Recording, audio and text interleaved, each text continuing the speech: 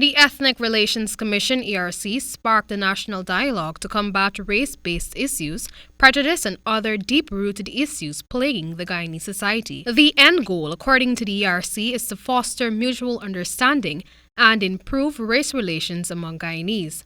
According to the speakers, given the political and racial climate, as well as the recent events such as the March to elections and the killings of the Henry Cousins and Harish Singh, which sparked nationwide protests, there was crucial need for such a conversation. Indigenous leader and Deputy Speaker of the National Assembly, Lennox Schumann, pinpointed politics as the cause of those issues. He stated that during each political party's leadership of the country, key positions are often dominated by the party's ethnic makeup. It is that they depend on it for their political survival.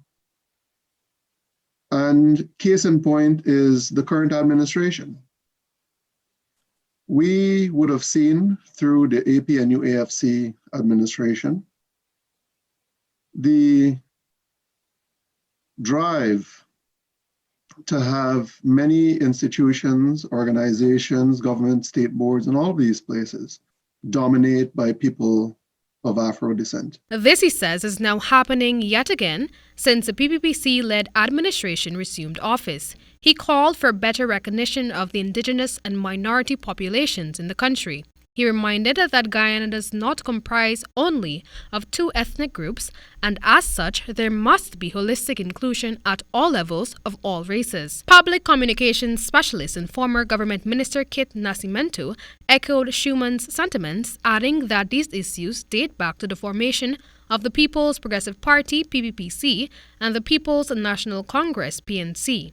Providing a possible resolution, he called for Guyanese to desist from ascribing races to their identity, which he says only adds to the division among Guyanese. Have we, as a people, yet recognized that regardless of our ethnic heritage, we are first, foremost, and inescapably Guyanese? Meanwhile, attorney-at-law Nigel Hughes stated that since independence, the driving factor for the various political parties was race and ethnicity. He called for the collection of data to analyze the impact on the populace. This, he says, will aid in addressing the problem. I would be contradicted or supported by the collection of national data which says, no, the Chinese are not the major people in financing, or the Africans are not the major people in the police force, or they are. So that at least we can have a collective basis upon which we can start to address the problem. Professor David Hines, Indian rights activist Ravi Dev, veteran Guyanese politician Ralph Ramkaran, Renata Changasang, and University of Guyana Vice-Chancellor Professor Paloma Mohamed Martin were among the key speakers at Day 1's proceedings. The event will conclude on December 15.